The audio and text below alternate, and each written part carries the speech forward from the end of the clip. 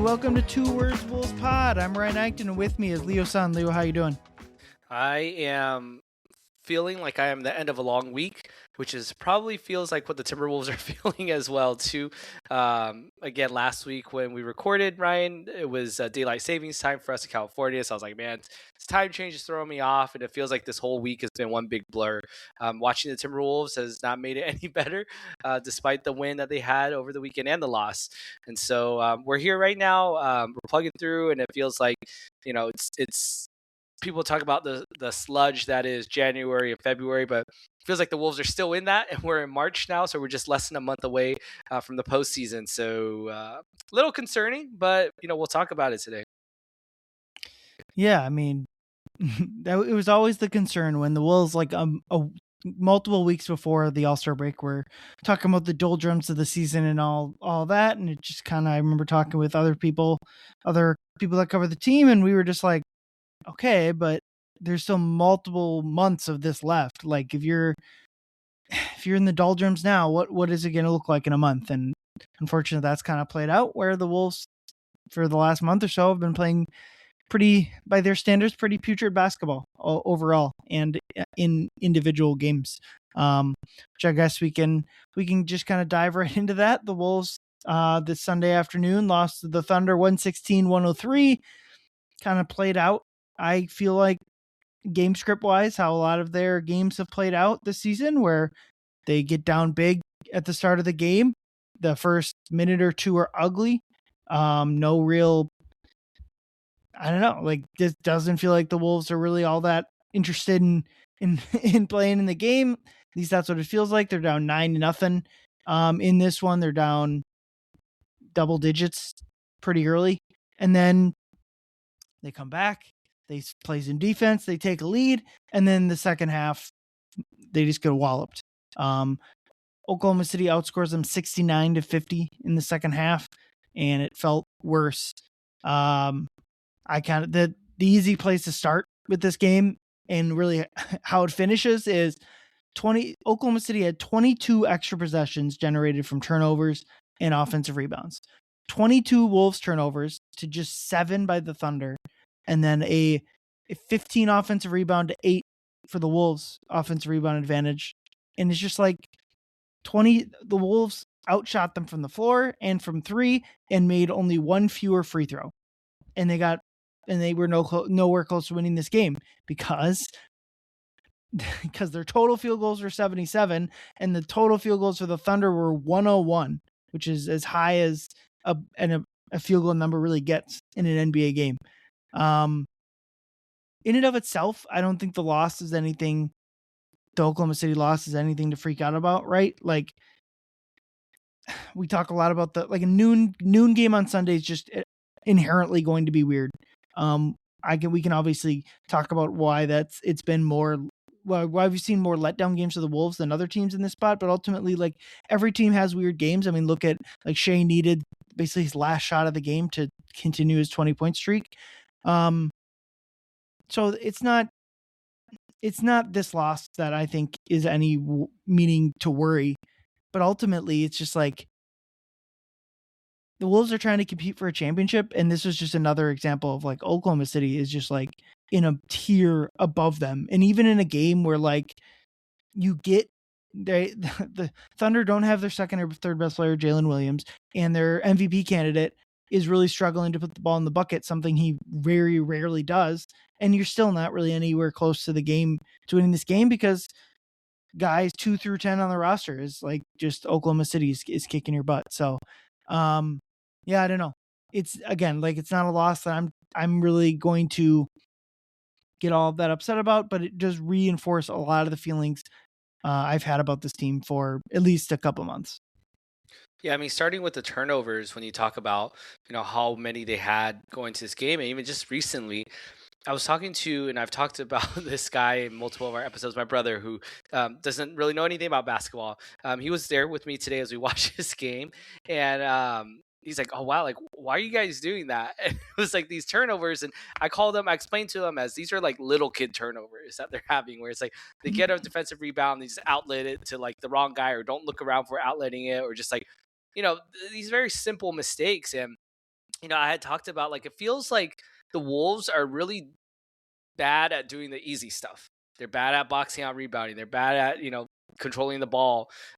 Those types of things. They're bad at moving the ball, but they're good at the hard stuff. They're good at, they can make and can make the tough shots. They can make a huge comeback. I mean, those are the hard things, and it's extremely frustrating. Even you talk about the rebounding as well too. Not to get too deep into it, but we're in the semifinals of our fantasy basketball league, and I was like, I need rebounds, and I took one look to see who was available in our league, Ryan. And there's one guy who was coming back to play, and he hadn't played in almost 2 weeks.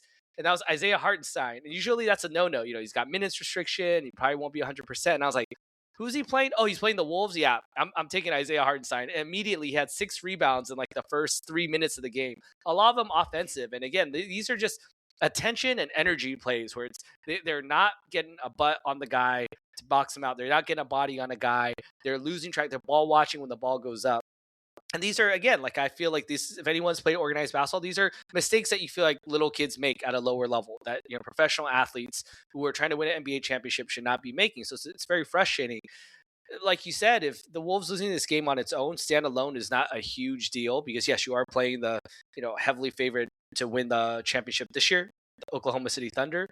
But we keep going with this narrative, I feel like, and I'm part of it too, where the Wolves don't show up against these, like, middle of the pack or even like tanking teams, right? Oh, they look down on their opponent, they play down to schedule, but they rise to the occasion. Remember, they beat the Nuggets. Remember, they've beaten some tough teams in those high leverage situations. Well, I mean, you can't say, oh, they don't show up against bad teams, and then they didn't show up today against the Thunder. Now, yes, obviously they made a comeback in the second quarter and they took a significant lead, but they shot that away very, very quickly, and it was just very disheartening to see that.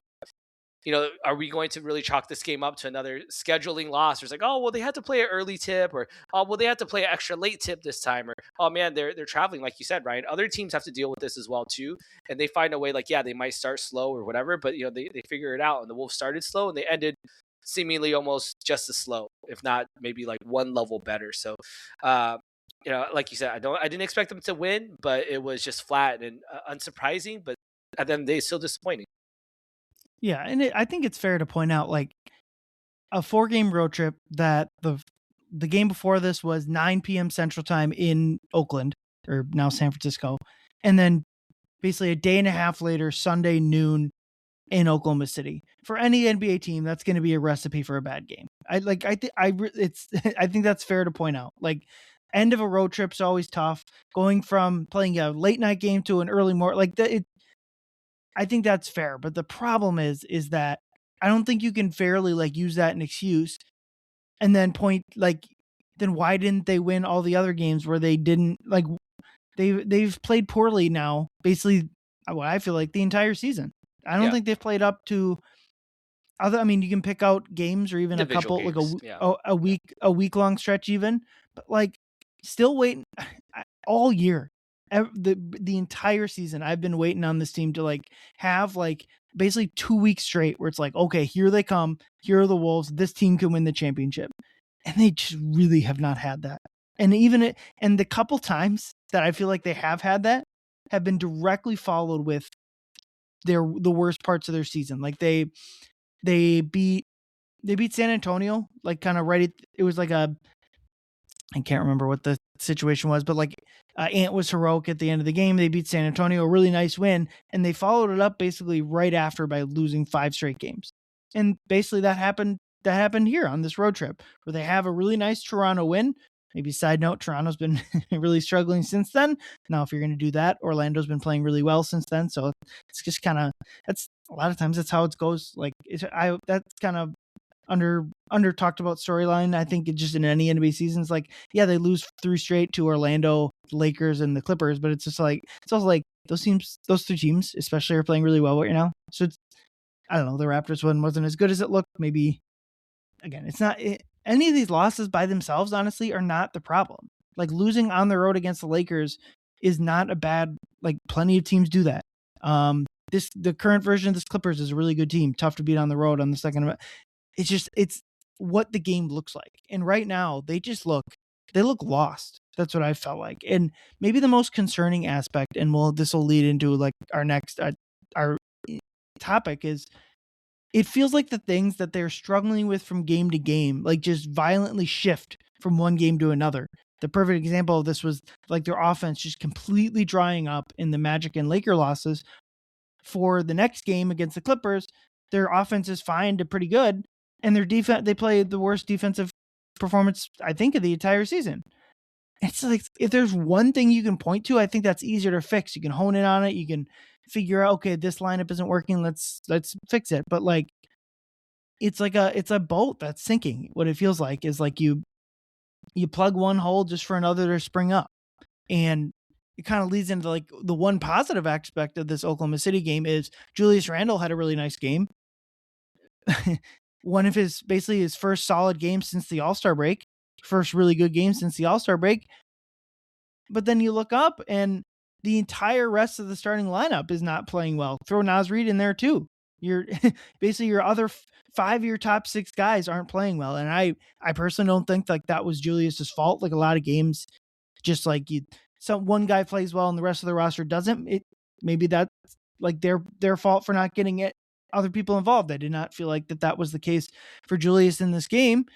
So maybe I'm being unfair and not just labeling this as an encouraging performance, but like part of me is just like, it also feels like a warning sign that the guy that you've been trying to get going here for weeks since the trade deadline, outside of like that Portland game right before the break, it feels like a bad sign to me that like you finally get him going. 32 points, 11 of 18 shooting, 6 assists to 1 turnover. Basically the only guy on that played meaningful minutes that didn't have a bunch of turnovers. And it just feels like a bad sign that he plays well and everyone else plays poorly. While I don't necessarily think those are like directly connected things. Yeah, it obviously was good to see Julius get going. I mean, it really felt like we got a glimpse of earlier season Julius Randle, even playoff Julius Randle. I mean, he was hitting some really tough shots, and normally you'd be like, that might not be what's best for him, but I mean, he's good at making tough shots, or at least the best version of him is good at making tough shots. And he was hitting his 3-ball as well too. I mean, 3 for 5. I mean, shoot, that's like the best since damn knows how many months. I mean, dude was shooting like close to almost 10% now for a while, and so that's good to see. I mean, the numbers are going to average out. Julius Randle is not going to shoot, 10 to 15% from 3, on average. But so seeing him get back is good. But yeah, I do agree with you that if he's the only one getting going, no one else did. I mean, he led the team in shot attempts, and yeah, he did make 11 of 18, but the rest of his team just couldn't get going. So I mean, Dante had a decent shooting night, and Ayo. Those are really the only 3 players that played significant, like potentially like even or above. And so anyways, back to Julius, I feel he is such a confidence-based player. So if we're trying to isolate like this one game and say like, what can we take from this, is him getting his confidence back. Because I mean, even though you're a vet, that still happens. I mean, we've seen vets go on cold streaks before or have some tough months. And think of how he was playing prior to today. And then think of how he was playing versus like the Golden State Warriors in that series against the playoffs. I mean, he was hitting threes and dancing. He was sticking his tongue out. He was trying to get the crowd into it. Things like that. I mean, he was super energized because he was playing so confident. And so I hope that today does build some confidence for Julius, that he does feel like, okay, my 3-ball, my jump shot's feeling a little bit better. I'm finding my teammates a little bit better. I mean, there were a lot of times when I was watching this game where he was backing down Cason Wallace or Alex Caruso, and I literally said out loud, that's a bad matchup. Like to myself watching TV, that I don't like that because he's going to lose the ball. Someone's going to strip him or whatever. And, yeah, maybe it's because Jalen Williams, who seemed to, eat Julius Randle alive a season ago, wasn't playing. But still, like, he didn't turn the ball over in those situations, and he successfully got to the rim, and he was punishing and he was hitting shots. So, credit to Julius. I mean, I felt like as the Wolves are letting the lead slip away, at one point the camera panned over to Julius, who was sitting there on the bench, kind of like looked like, I mean, I don't think he was looking at a coach, but he was definitely looking down, like, I think he was ready to get back out there. So maybe we could have used him a little bit earlier. But regardless, yeah, hopefully he builds off this. I mean, the Wolves have a string of, less than, playoff worthy opponents coming up. So maybe he can, pony that into a better string of games moving forward for sure. Would you agree with me that like the rest of the team getting going wasn't his fault? Like that wasn't no, yeah, it wasn't a game where like he took out. Yeah. So, because like I think if you're just looking at the box score, maybe that's your thought. Julius finally gets going, but it's at the cost of his teammates, and I thought that was more about them than it was Julius himself. But I mean, this is the version of Julius Randle that they're going to need in the playoffs. Obviously, I mean, my line was like, I thought they could beat maybe the Lakers or the Rockets while Julius was in a slump. And I think like this recent stretch of play, I think would pour some cold water on that. That like this is the Julius, they need the Julius, like you mentioned, from that Golden State series, from the Lakers series. If they want any chance of like making a run. So it's good to see him against the Thunder specifically, where he did not have a good series in the West Finals last year. I think that's especially good to see that it's not that like it's not that it's impossible for him to have a quality game against Oklahoma City. And I guess maybe like a good sign that like no one else was really playing at his level, and he on the Wolves, and he was able to keep going and put in some buckets. I thought his shot selection was good too, and you mentioned the 3 of 5 from deep. I've been really frustrated with. I think just like the step back three, the like those type of they just have to be out of his arsenal. They just, to my eye, they never go in, and I thought like that was a big reason he did hit 3 of 5 in this game, was that they were either like they were off the catcher in rhythm within the flow of the offense. So that allowed him to make those shots where when there seems to be a hesitation, it seems like the shooting percentage on the shots just goes to darn near zero. Yeah, I mean, he had just one turnover in that game, which again, I think really speaks to like how composed he was playing. Now, I think on the other side of things, like yes, he did play well, but it seemed very clear that the Thunder were going to allow Julius Randle to probably get loose a little bit more. I mean, they were not stacking the defenses against him. He got a lot of one-on-one matchups, and he was beating them.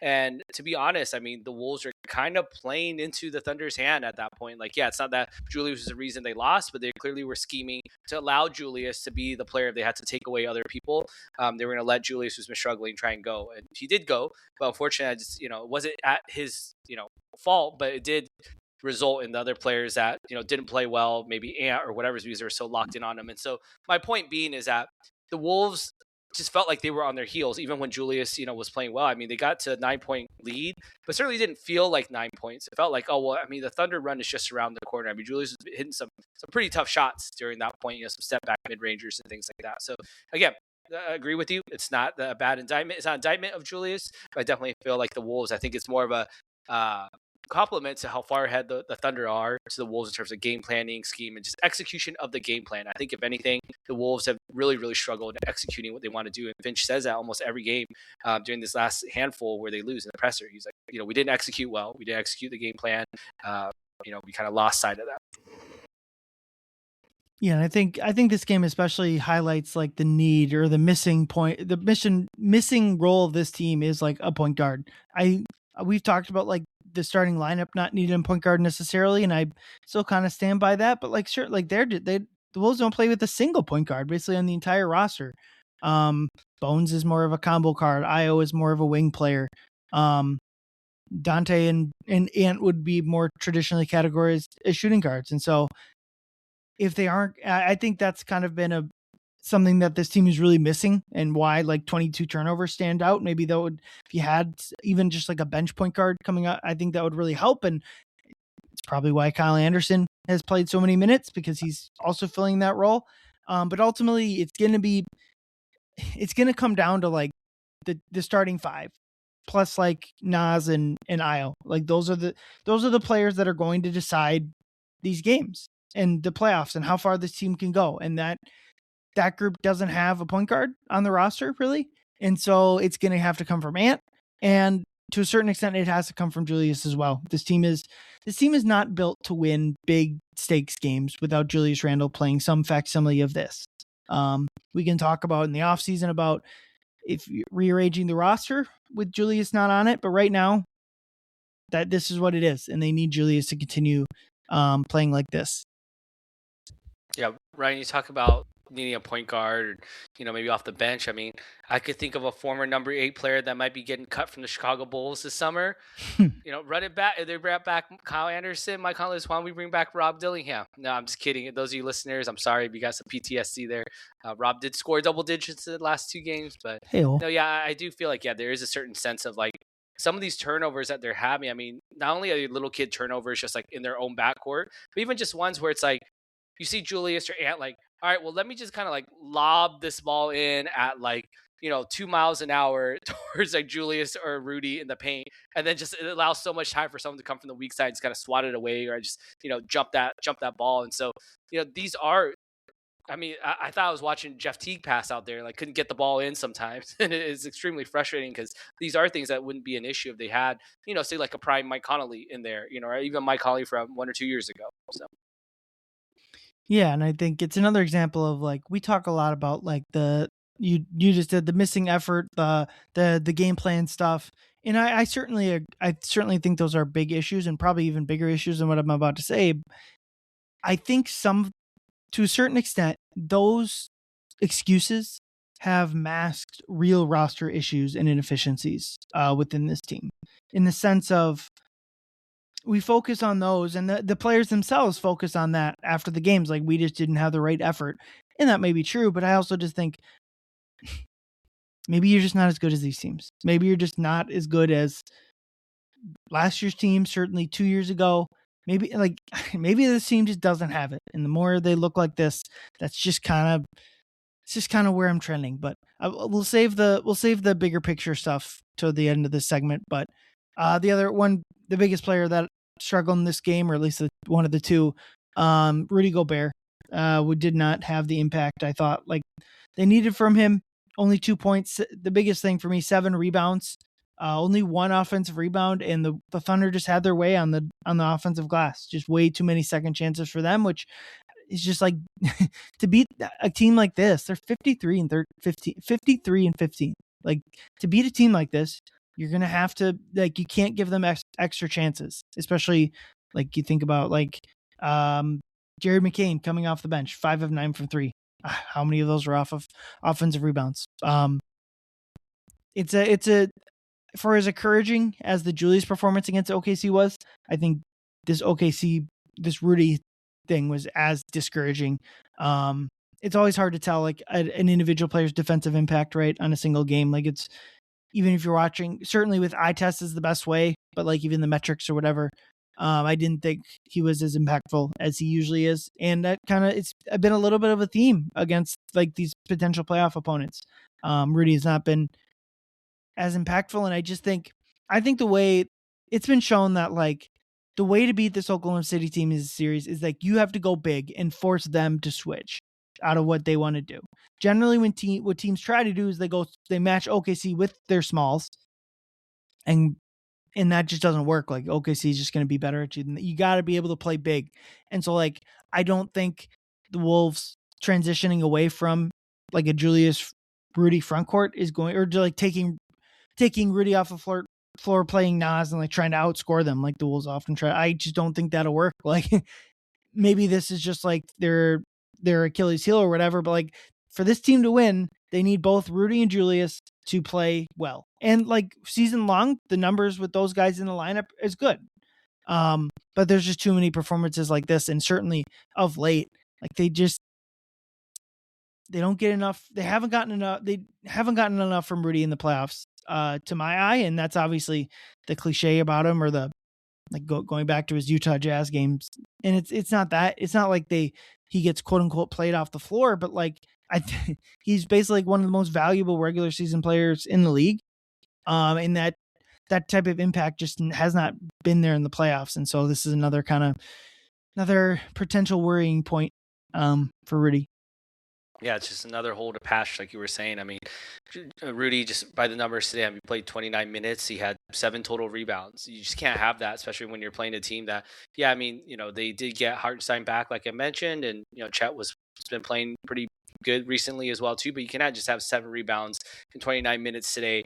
Just one offensive rebound, and that's really how he gets a lot of his effectiveness, and just his easy shots is on putbacks. And we saw what he did to close out the Lakers, who are on the small side as well too. And so you can't just have one offensive rebound. And I joked about my fantasy team earlier, but yeah, in the very first quarter, I mean, he needed to clean up a lot of those Isaiah Hartenstein offensive rebounds that he was giving up. And Julius had second most on the team, or tied for second most. He had 4 turnovers, which is not a thing you would expect from a guy who does not dribble the ball really at all, and he's not responsible, or he's not given the responsibility of making plays for his teammates. And you have 4 turnovers. A lot of those were on the catch and he just got stripped, or maybe off a rebound and just kind of turning it over, a potential offensive rebound, just kind of get it tipped out of his hands. And I feel like it's weird, but I mean, older players, vets, they can hit a wall, and it feels like Rudy has kind of hit a wall recently. And again, it's not only just him; it's a team game. So I'm not blaming him solely for it. But he hasn't been catching the ball well, and he hasn't been finishing it cleanly. I mean, he got blocked. I mean, one of them was a foul upon further review that they didn't call by Shea, but he got blocked by Shea basically twice, or by guards multiple times at the rim in this game, and you can't allow that when you're the biggest guy. Like, yeah, you want to go up and finish it, and yeah, you're gonna get fouled. I mean, the whole year, Rudy, in his whole career, he's been getting fouled when he goes up, and they're not calling it. So, why act like, oh well, they should have called it. It's like, well, he's not getting those calls, so he has to finish them. And we saw earlier this year when you want a great offensive run, it was a run of a couple of weeks where he was dunking everything, he was going up strong, he was finishing, and it feels like we kind of lost that guy. So it doesn't mean that he's gone forever. Like I said, maybe he's hitting a wall and he's gonna bounce back, but it is concerning because we remember how it ended against Dallas. We remember how it ended against the Thunder, where he was kind of minimally on the floor, and it felt like today was just one of those games where it was like, yeah, I mean, when you're playing against a really, really high tier opponent, they know how to scheme you out a little bit, and the Wolves seem to, and Rudy in particular, seem to struggle to kind of maintain pace with that. So we'll see what happens. Like you said, I do agree that Rudy is just such an important player to the team, especially in the regular season. Yeah, there's plenty of regular season left in the game. Not plenty, but there's a handful of regular season weeks left. So they need to get him back. But it's been a little bit rough for him for sure. He did make more free throws recently this week. I'll give him that. So there's some improvement, I guess. Yeah, I think Rudy is offensively is like the biggest person, is the production that you see when the ball movement slows down like it has during this road trip, really just to a grinding halt. I think Rudy is the person that that harms the most on the offensive end, especially when they're just unwilling to pass him when he's cutting to the rim. And of course, that to a certain extent that's fair. Like, we see the drop passes that he makes, but I also just think, like, if you're not willing to pass to him, you're playing 5-on-4 on offense, and that makes it extraordinarily difficult. And maybe that's just like a catch 22 that, like, this version of this roster is just kind of screwed with, where, like, they're unwilling to play offense with Rudy on the court, and the minute Rudy leaves the court, they're far too poor defensively to really keep up with anyone. So maybe that's it. I continue to think, like, hitting him in the short roll is an action that has been successful, and, like, some blame goes to Rudy there. Like, guys aren't trusting you for a reason, and there's been too many times where, like, I'm just like, he's on a post up or dribbling to the rim, I'm just like, pass the ball, pass the ball, pass the ball, pass the ball. And it's like, I feel like to a certain extent that needs to be in his head too, right? Like, know your own limitations, know when you can and can't do, and get rid of the ball, find the open opponent. I think he does that more than like his teammates kind of trust him to do. But at a certain point, it just kind of, I don't know, I just kind of keep going back to, like, it just feels like this roster is in desperate need of a shakeup. And I don't think Rudy would be the first, even as, like, this game, it's unfair to say this about, but it's just like, I don't think Rudy is the first person necessarily I think of, just because of how poor he is, or how poor the Wolves are when he's not out there defensively. So I think the best thing to get Rudy going more is if the ball moving can ever get to where it needs to be, because I just think that puts the defense in rotation, and that's more likely where they're just going to accidentally leave Rudy Gobert wide open under the rim, where it's just like an easy pass and dunk for him. If they can get the ball moving like it should, like this offense is designed to do, I think that's when you start to see more Rudy. And maybe if his offense starts to pick up, you'll see more him attacking the offensive glass, being that defensive player of the year defensive player, which he's been for most of the season. Yeah, it's a really bad Rudy Gobert game, but I also think it's within the context. It's just like, it's a lot more going wrong with this team than just like a bad Rudy Gobert game or stretch. Yeah, I agree. Yeah, like you said, plenty of other people that played bad, and there's other starters that we'll talk about right now. And so, like you said, it can't fix all of them all at once. But we got one going to Julius. Of course, the other three basically don't do well. So yeah, frustrating to say the least. Yeah, the other person you alluded to there, Jaden McDaniels, just really an incredibly poor game from a guy that like the Wolves need to be. They need him to be like their third best scorer on this team, really, or at least playmaker. And he just hasn't been. Part of that is his 3-point shooting in this month. Like a lot of the Wolves across the roster has just kind of plummeted. 3 of 22 from 3 in March. Obviously, that's low sample size, and I think we all kind of assumed that the 45% from 3 or whatever it was going to come down. How that looked like? Did we assume he'd make 3 of 22 threes? Not necessarily, but I think like any game where Jaden takes 3 shots is just like unacceptable. We can talk about who's to blame there. Obviously, he only plays 16 minutes in this game. Even if he does play twice as much and he has 6 shots, like 6 shots isn't enough either for Jaden. And he's been really good this season offensively on both ends of the floor. But like the rest of the roster, it's just too inconsistent, Jaden, offensively and probably defensively too. The question I kind of had is like how can they get Jaden more involved in the offense, or how can they get him to have more consistent production? And I'm not sure it's really possible with this current roster with both Ant and Julius and their style of play. I think this is just kind of the role for Jaden. And again, in the offseason, the front office can like figure out like how to switch up the roster to better alleviate that, because I just think you need to find a more consistent role for Jaden in the offense. But in the short term, like this is just kind of what it is, and the coaching staff, the teammates, the everything need to find a better job. But also, like Jaden can't have games like this, like 2 points, 1 of 3 from the field, 1 rebound. Like the Wolves just got no shot when they're one of their best young players is playing like that.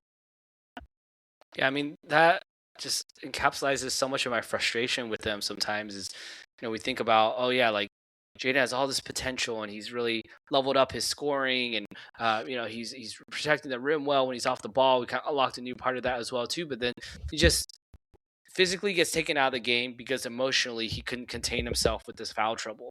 I'll say emotionally, I mean, obviously Thunder are a good team and they go to them in some fouls, but I mean, you pick up 2 fouls in the first quarter in the first 5 minutes and you go to the bench. If you come in the second quarter, you immediately pick up a foul and now you're done for the half. It completely takes him out of his rhythm. When he comes in, you can see he's a little anxious to get some shots up. He took I think a walk up 3 one time, and he knew it was off. He kind of like followed it up, kind of going to the rim, trying to offensive rebound, put him in a tough spot afterwards as well too. So he definitely needs to continue to be aggressive.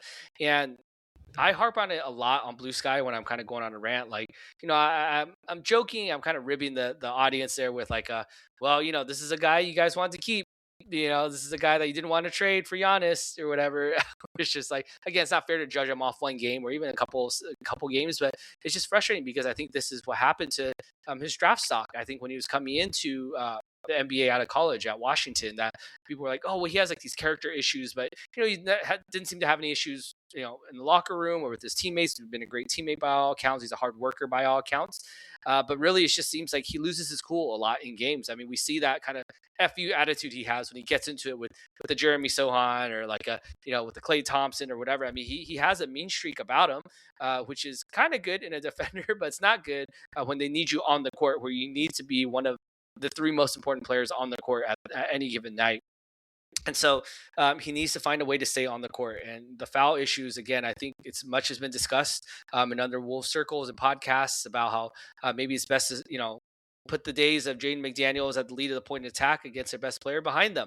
Obviously matchup dependent, but maybe he shouldn't get, receiver X. Maybe he should be a little bit more on the off ball. Maybe that means, whatever the future holds, starting him at power forward, he's playing more back line where he could really utilize his defensive playmaking to generate, turnovers or, weak side rotation blocks or whatever. If that can continue to be fruitful for him, then I think that'll benefit his offensive side of the game, because again, if anything, we see his defense affect his offense way too often. When he's like, oh, I feel like I can't defend because I don't want to pick up a foul, and then instead I'm gonna try and find my rhythm on offense. It just doesn't happen. So he scores when he goes downhill, and he needs to continue to do that. He did not get downhill because, perhaps if you think about, I don't want to pick up a careless charge with Alex Caruso and Jalen Williams hanging around. Those are 2 guys, league leaders in charges. So maybe he was playing a little bit more hesitant. But yeah, he's just not even getting the shots up. And because he doesn't get the minutes, because he gets in foul trouble. So Yeah, it is very frustrating. I don't know if there's a better way, like you said, with starting Ant and Julius, two such high usage guys. So maybe it's the next iteration of the team. But yeah, definitely does seem like he's being maximized. It's not helping anyone. Yeah, another example of I just think Jaden McDaniels is another player that when the ball is moving and popping around and going from side of the floor to the side of the floor, I think Jaden is as big of a someone that gets helped by that because a lot of his buckets, half court buckets, are like the ball gets swung to him. He can drive on a closeout and hit like that floater mid range jumper, like sitting in a seat type jump shot. If you know what I'm talking about, like those are buckets that come off of that action, and it's just a big like that's my biggest thing with this offense right now. It's just so much isolation, and that's been part of the game that the Wolves have been extremely good at. They have two of the better isolation scorers and Julius in the game, but I don't think you can you can't get like there's a ceiling to what that type of offense can bring, and we're seeing it right now where it feels like it's drying up the offense for everyone else. So I guess that brings us into to our favorite player, Anthony Edwards. Um, and kind of want to talk bigger picture with you. Kind of similar to what I did in our last pod with Andrew. Um, big picture is I just think in this recent stretch and really maybe all season, but certainly in this, Anthony Edwards has just not been good enough. And he's in his, especially on this road trip, he's been, to my eye, extraordinarily poor in most aspects of the game. He had great scoring games against the Clippers and the Warriors. But every other aspect of his game, I just don't think has been what it needs to be.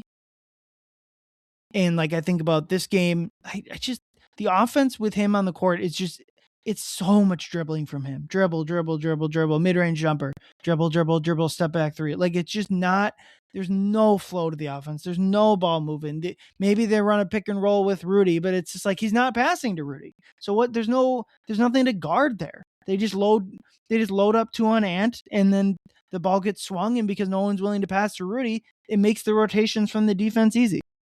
And just like bigger picture, like, and this is what I talked about in the last pod, like those are 12th on offense, 11th on defense, 11th on net. I know we have our little gentleman's bet on which side of the ball we both lose. If they're both outside the top 10, we both lose. There's no winner in that. Like they're just playing really bad basketball. I looked up last 5 games, 28th in net rating, and since the All-Star break, they're like 21st.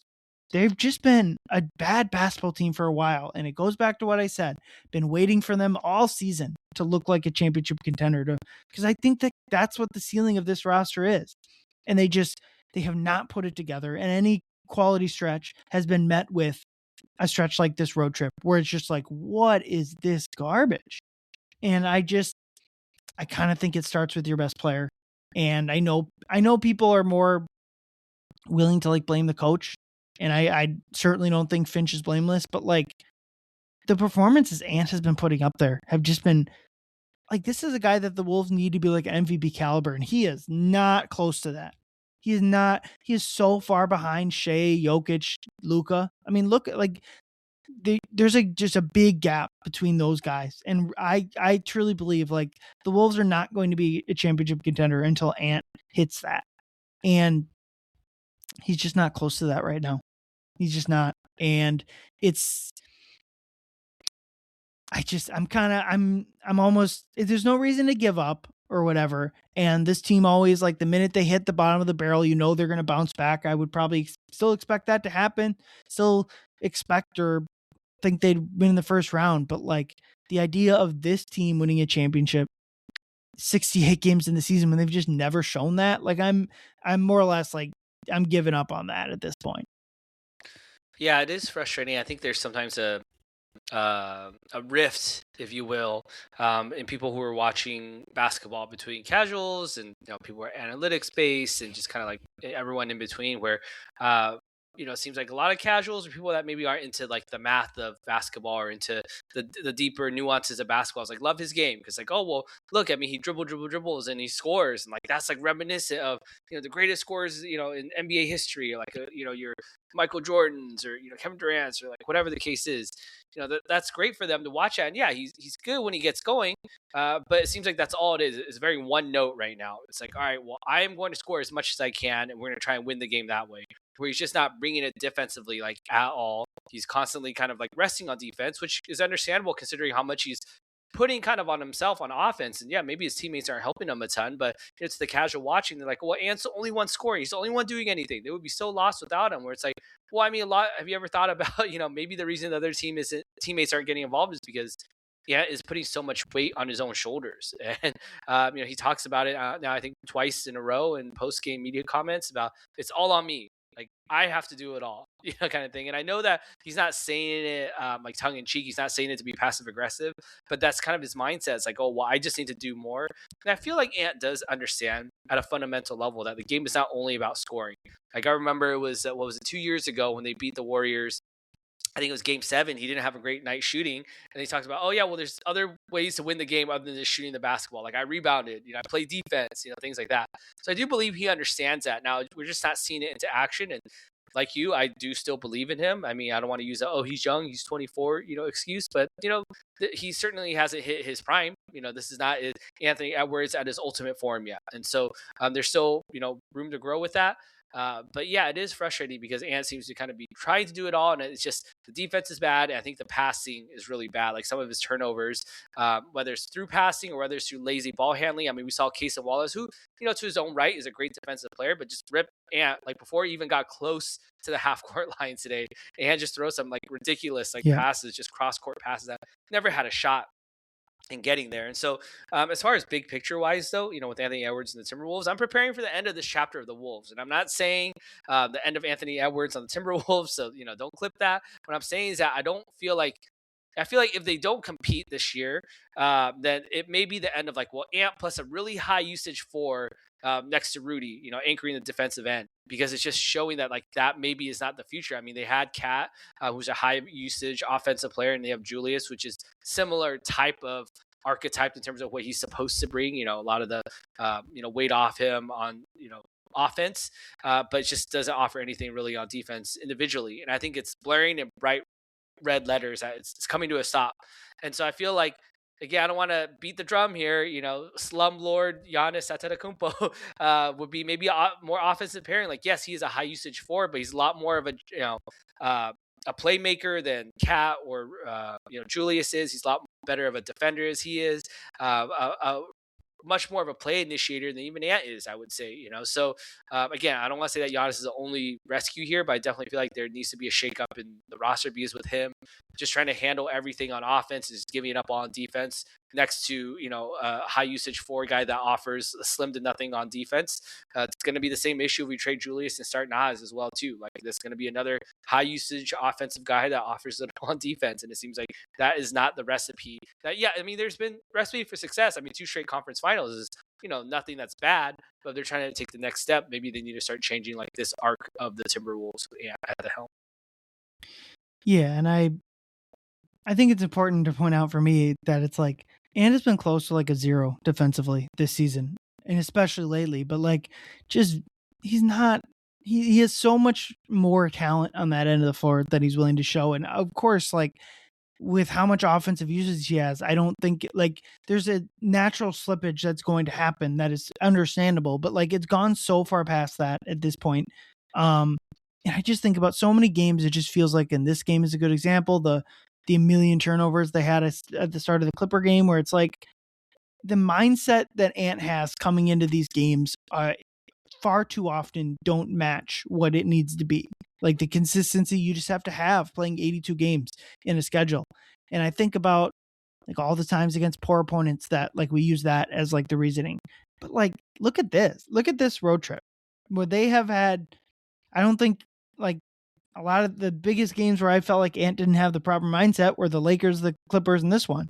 It's like, dude, if you can't find it against Luka Doncic, Kawhi Leonard, and Shai Gilgeous-Alexander, like what are we talking about? Like there isn't Like that's it. Those are his three of good players, historic players that are in this league. I don't know what, and a lot of it in my mind comes into this, and I honestly, I truly don't know if this is more a fault of Finch or a fault of Ant. I personally probably lead Ant, but so many times on offense, I go into like, what was regarding Ant, what were they trying to get to offensively in this game? What was the game plan to attack? Like a lot of times you can see like they're not, Ant has admit like I didn't close out properly like I should have in XYZ game. Okay, that's the defensive part of it. But like against the Thunder, I just don't know where they were trying to go. What was the idea? The Laker game was the perfect example where like it was just they played right into their hand, the Laker defensive hands. Ant did with every shot he took and pass he didn't make. And so it's like there's this new next level to Ant, which I almost assume he'll get to, which is just like what Shea has basically. And what other guards I was like, oh, you're gonna guard me this way, that means I do this. Oh, you're gonna do that, I do this. Like just the robotic, like you see this and you can just attack it right away. And Ant just at this point of his career, at 24 years old, just doesn't have that yet. And it's another because we cover the team, we properly try to break down all aspects of the game and look at their entire team. But like to win a title in the NBA, so much of what is going to determine that is what level Anthony Edwards can get to. And it doesn't mean the other parts of the team aren't important. They definitely are. But like until Ant is able to play at an MVP level, until he's really able to have at least a modicum of night to night consistency, I just think like this is the ceiling of this team. They're on pace, and I don't think they've kind of played themselves out of winning more than like 52 games. Like it's gonna be 2 straight seasons, and if you really want to cherry pick the season before that, other than the first month of the season where they were 13-2 in November of 2023. Other than that, like this is the team. This is what this franchise has been for close to 3 straight seasons. Like just like a good, not great team, a 50-ish win team. And like you said, that points to the offseason when they probably will make some shakeups roster personnel wise. And one thing I said, again, I don't certainly midseason, but even in the offseason, I don't know if I think letting go of Finch and looking elsewhere in the coaching department is a smart decision. But like ultimately, and this was more about like the Clipper game and the Laker game, like ultimately those are the performances that get a coaches fired, fair or not. Like if you're just not going to show up against one of the most important points of the schedule, and it's a criticism of the players as much or more than Finch, like that you're going to get your coach fired, whether you're meaning to or not. Yeah, I agree with a lot of your points. I mean, I did want to address like the Ant defense thing where, we talk a lot about, Ant wanting to be the best, two-way player. People call him a two-way player, which he by and large is. But we kind of get sucked into the same point I was talking about earlier, where the optics of, oh, well, look, Ant had 30 points again, or like, Ant scored on this really tough turnaround mid-range jump shot, where it's like same thing on defense. Like, oh, well, did you see Ant stop that one guy? Did you see him lock him up? Did you see Ant get that block? Where it's like he gets like those highlight plays, which are good, and they're he does that more often than not. But it's all the little things that he's not doing. Like he's not playing off-ball defense at all. He's letting guys literally face cut him like over and over again, backdoor cut him over and over again, not blocking out for rebounds over and over again, allowing offensive rebounds. So, these are the little things that I feel like people don't look at when they look on defense, because there is no metric to say how many points did the guy you were guarding like give up, or how many points did you have to give up because you allowed a whole breakdown of the defense because you weren't playing the shell defense in the right way. Finch says it all the time in postgame, like our shell just wasn't good enough. Like we've been working on that. Yeah, it's definitely a big part of that. I mean, defense is not a one-person job, so it's not he's the reason he's holding down the defense, but he definitely needs to be a lot better on that end. And we'll see what happens like moving forward. I think there is oftentimes where there's this victim complex with the Minnesota sports fans. And look, I'm not, in Minnesota, but I consider myself a Minnesota sports fan, where people are so quick to be like, oh, like Ant's above criticism. You can't criticize him. You're gonna chase him away. We're gonna lose him. We're gonna lose him to Atlanta. Stop criticizing him. Which is like, again, it's pretty silly because I mean, like, Ant himself has been critical of his own play. He says that he has to do better, and I feel like you can't just go and criticize. Oh, well, it's everyone else. And it's not Ant. I mean, again, we're not saying Ant is not driving winning at all, but we're also saying that he is a part of the problem because he has so much responsibility and he's not filling those shoes. I mean, obviously he's doing more than Jalen Clark is because he does the Jalen Clark's not asked to do what Anthony Edwards is being asked to do, and so he's not getting the opportunity that Anthony Edwards is getting. He's able to play through mistakes. He's not getting pulled because he got backdoor cut once or he took a bad three or whatever. So we love Ant. We would love Ant to stay here forever, but there's a lot of things he needs to work on. The Wolves want to get to where they need to get at. Yeah. I got a question I have for you that I might just start asking each different person that comes out this pod is like, what about this team right this second, right this moment is championship contender worthy? What number, like what a positive thing or what, like anything? Cause at this point, now that they're 12th in offense, 11th in defense, 11th in net, I'll repeat that. Like they're not top 10 on either side of the ball. Like there's so many, like you can point out all, like you need to be a top 3 seed. You need to have this metric. You need to have even just like, you need to have a player like Ant. You need to have like, they just don't have any of it. Like none of it points to this. Like, I think to a certain extent they can turn it up in the like flip the switch or whatever. But like the flip the switch would be winning in the first round and then like not the second round. Like that's the step up that they can make because they haven't been even a first round win series level this year. So I guess maybe I'm answering my own question, but like, is there anything for you that you point to and be like, well, they do have this and it.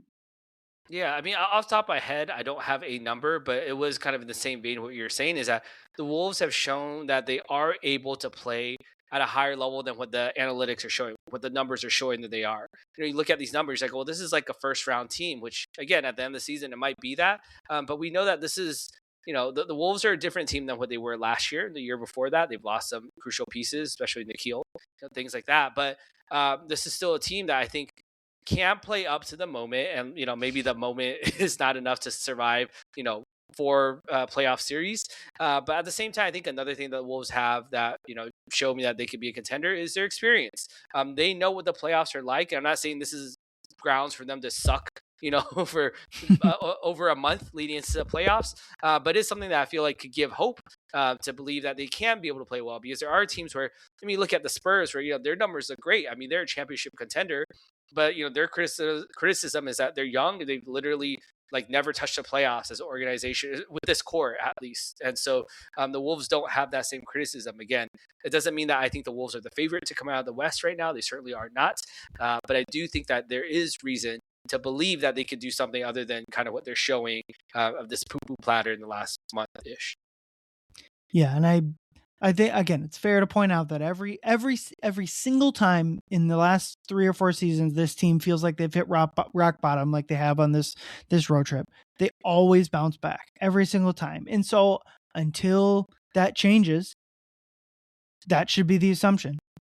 I get my issue with that is that, well, what also comes with that was, well, they haven't shown the consistency to then make the finals like this team is trying to do. So it's like, if we're leaning on aspects of this team that have been proven out through the last few years, well, unfortunately that means that like their glass ceiling that they have on this roster also applies. And I guess my last big picture thought is like 14 games left in the season. There's no need to put a win-loss number on it, but like this is your last chance to really, I mean, last season by 2 weeks ago, they were already hitting the ground running. And part of that was schedule related, but like at a certain point, they just have to play awesome basketball for like 10 games straight. And like, this is your last chance. If by the beginning of April or by the first week of April, if I'm not changing my tune, like they're running out of time. Maybe they already ran out of time. But like this is the last, like go win. They have a 3-game homestand, win 3 in a row versus Phoenix, versus Utah, versus Portland. That's an extraordinarily winnable trio of games. how many times have they won like just 3 straight home games all year? I don't think they really have. I'm scrolling. They did right around Christmas versus Oklahoma City, versus Milwaukee, versus New York. There was a 5-game homestand where they won 4 out of 5. Like, do something like that. Like, they need to show something, because just right now it feels like they're 10,000 miles away. Yeah, let's move on to something more positive, Ryan. I would love to hear a little bit about our Apex Alphas for the week. Why don't you go ahead and get us started here? Yeah, I got Ao DeSumo as I talk about like big picture things, and we talk about seasons to come. I think that trade is going to look really well, especially when you bake in the sunk cost of Rob Dillingham, which I think is important for like an NBA GM. Like, I think it Connolly admitting his mistake on the Dillingham trade and being able to get good value back for him, and obviously the second round picks they sent out were the actual value. Dillingham's value is more or less nil. I think Io's played exactly or even better than you would have hoped when they traded for him, and I think he's going to be assuming the contract extension or the free agent contract that they'll have the leader in the clubhouse kind of deal for him in the offseason. Assuming they can get that done, I think that trade's going to look really, really good down the line. And it allows them, like, if we're really going like star hunting, or if we're really, it makes Dante DiVincenzo a little more flexible in terms of letting him go. It's not that you'd want to do that, but if you're really reaching for the stars, like in a Giannis trade, I think Dante would be someone now that you'd probably feel a little bit more comfortable letting go in that type of trade. And there's probably going to be like I'm not sure in 2 seasons if both Dante and Io are on this team. Probably just you're gonna the financial restraints of that. So yeah, I just think it's fair to put Io as my Apex Alpha, because he's been as advertised and as better, and as the Wolves are asset strapped as they are, they need to hit these on the margin moves, or else they'll be like Milwaukee, where they just kind of run out of runway. But who is your Apex Alpha? Yeah, we rarely go with the same player, Ryan, but I agree with you. My Apex is also Io DeSumo. Part of it is because he's been playing well, and for all the reasons you mentioned, and where he's going to be in the future, but a lot of it has to do with how bad everyone else has been playing this week. So I mean, kind of defaults into that one for me as well too. I was looking up the weeks for the stats for this week, and it was just a kind of a minefield of like, that was crap, that was crap, oh, that was crap too, except Io. And so I love how aggressive he's becoming. It feels like he's really finding his spot a lot more on where to take efficient shots. We saw against the Thunder today. I mean, he was integral for the huge Wolves run. He was attacking the center of the Thunder defense, and he gets past his man with his first his first step, which is so quick all the time. And he's showing off a little float game right now that had the bench on their feet against the Thunder today. And so he's shooting the 3 ball aggressively, for better or worse sometimes. I feel like he's playing really well, most importantly with everyone. You saw him against the Warriors game, where he damn near almost had a triple-double. If you look back at the numbers, you say, oh yeah, Io played pretty good. When you look back, he had 12 points, 8 rebounds, 7 assists, which is pretty awesome. Obviously, it was a zombie Warriors team. But even today against the Thunder, he was one of 3 players that actually played kind of well in the game altogether. I mean, Io put together off the bench again. Once again, he had 18 points and 4 rebounds today, 7 to 9 shooting, 4 or 5 from 3, which is awesome. So I love seeing that. And like I mentioned, the Warriors game, he had a sick no look dime to Rudy as well too. Anytime you can show that you get Rudy going, I mean, that is a guy that has a lot of value to the Wolves, because unlocks another door for him. So I love seeing them build that up. I agree with you. Io, Apex Alpha. Awesome. Let's do Prey of the Week. I had a cop out. I just put the Wolves themselves. Just a really disastrous 5-game stretch. Even the one game they beat the Warriors, B Squad Warriors, in an ugly game. Again, we're not not at the point to be complaining about wins. A little bit of a player food aspect there, so it is what it is. But the other 4 losses were just as bad as it really gets, especially like the Clippers and the 2 LA games out there. Really rough stuff, and it's a cop-out answer for the Prey of the Week, and one I've done before, but I think it fits at this point. What do Yeah, you right. got? I'm gonna use the same on our little leaderboard there for you and themselves because I think I use the mirror, the meme mirror of the guy pointing at himself in the mirror. So can't blame me on that one. My prey of the week is Brandon Pajinski. He got blocked by Ant. One of the most disrespectful manners I've seen in a while. It was the end of the first half, so it was kind of an end of the clock situation where he just kind of had to toss it up. But Ant went up and just kind of blocked it with his elbow up into the ground, launched a full court shot. Pods is a guy that has always been very, very annoying to me to watch, whether it's him drawing fouls or whether it's his hair or it's kind of his very punchable face, whatever it is. Him getting blocked by Ant was pretty sick. And then I think it's pretty funny because, there was that game earlier in the season where I think Ant wasn't playing and Pods was kind of talking trash with Ant. Ant was talking trash to Pods the whole game and feels like he gets routinely owned by the Wolves. So Brandon Pajinski is going to be my prey this week. Awesome. I'm glad you found someone that the Wolves were able to. I couldn't think of. Yeah, it was rough. I couldn't. Yeah. They got punked themselves far more than the other way around. But yeah, let's wrap up with our 2 words. I put March Madness for 2 reasons: that just the madness the Wolves seem to be going through themselves, the idiocracy that they're displaying out on the court, and just like a shout out for the college basketball tournament that starts, and maybe kind of where maybe my head will be at more this week. Kind of an easier basketball thing to enjoy right now than the Minnesota Timberwolves sit and watch some not always the best pure basketball, but certainly in form of just pure popcorn entertainment. The NCAA tournament almost always delivers.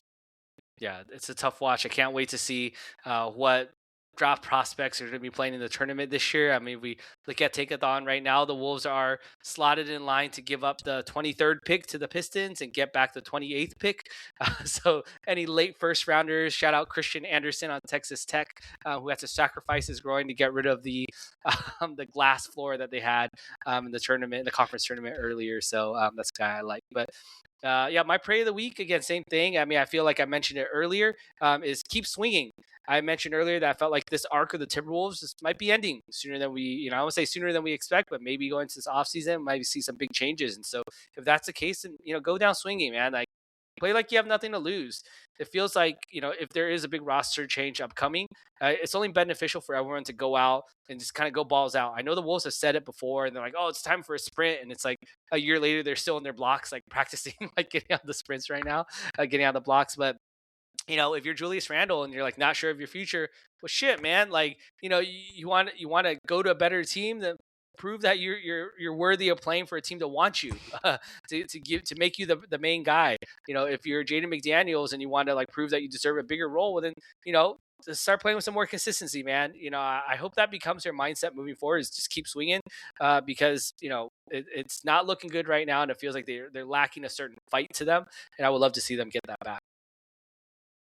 Yeah, absolutely. And I think this week will be really important, just in general with how they're playing, like just returning home, getting off the road, a tough road trip, especially. I think like a lot of times you look at like they play like crap and they got Oklahoma City on the schedule and like, oh, they're going to win that one. Of course, after losing that, I didn't really feel that way about this game. I kind of thought it was already a schedule loss, even if they were playing well. It's how it goes, and it's not an excuse because you can point to other schedule wins, quote unquote, that they've let go. But like now's the time. Like there's no more like, okay, well we'll wait to turn it up at the end of the season. It's like that's now. There's 3 weeks left. Like it's time to get going, and especially like they're only a game up on the play-in tournament, and they got the team that's right there, the Suns. That's who they comes to Target Center on Tuesday. If they lose Tuesday against the Suns, like they're in trouble of dropping into the play-in tournament. That'd be for real. And certainly if they're in the play-in tournament, I would be very surprised if they were able to win a playoff series after that. That's just kind of been this team's MO. So Tuesday is as important as a game as they've had this season, and then the tanking Jazz, who will gladly give the Wolves a win on Wednesday if the Wolves are willing to take it, which unfortunately they aren't always able to do. But I will be back later this week with another pod. Leo, you got anything before we head out? No, Iowa Wolves. Shout out to Iowa Wolves. They're trying to make one more push here. They're in their final weeks of the regular season. They haven't made the playoffs in over 11 years, so they're trying to break that streak. So they're currently hanging there right at the bottom seed, similar to the Wolves right now, trying to avoid getting picked off in the postseason. So Well, we got 3 Iowa teams in the NCAA tournament, so maybe the Des Moines Wolves, as it were, can also make a tournament of their own. But for Leo, I'm Ryan. Thank you everyone for listening. We'll see you later this week. Get home, drive safe. Go Wolves. Ayoo!